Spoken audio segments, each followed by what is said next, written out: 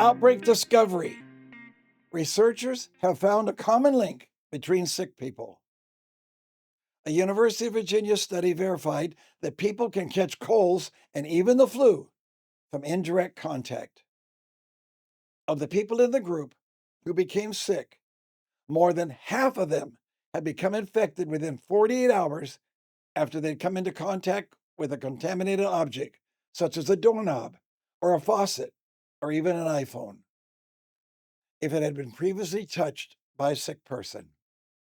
This study caused me to have a greater awareness of the invisible germs that others are leaving behind.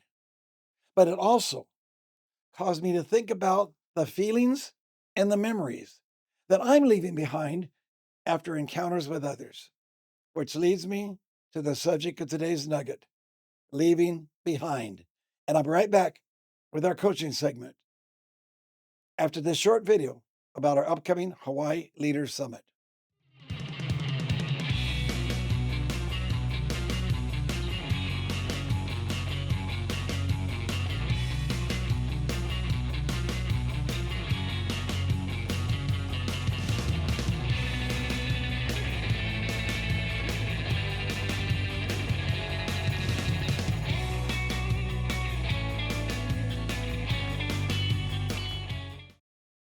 Leaving behind.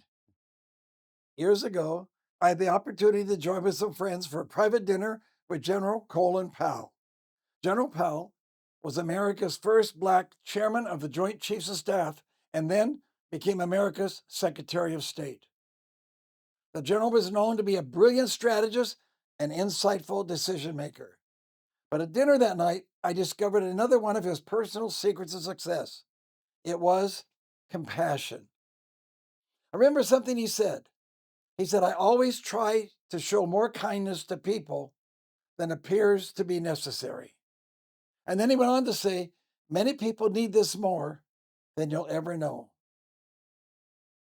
Since that dinner, I have purposed that when I would come into contact with others, I would be more aware of their feelings and memories and what I was leaving behind, even if it was only a smile or a few kind words. I would deliberately try to leave behind a positive emotional and or spiritual implantation. One day, not long after that dinner, I noticed my landscaper was out in the yard and I went to visit him. But when I approached him, I observed that he seemed to be despondent. He then shared with me that his 1-year-old son had fallen downstairs at their home and was now in the hospital. But in addition, because of the boy's injury, they were now being investigated by the Department of Human Services for possible child abuse. I stopped what I was doing and I gave him some words of encouragement and prayed with him. And he turned to me and said, you speak more about Jesus than anyone I know, not just with your words, but with your life. I share this incident because it's a good example of the kind of lives we should be living as compassionate leaders. In 1 Thessalonians 5:11, the Apostle Paul instructs us, encourage and help each other.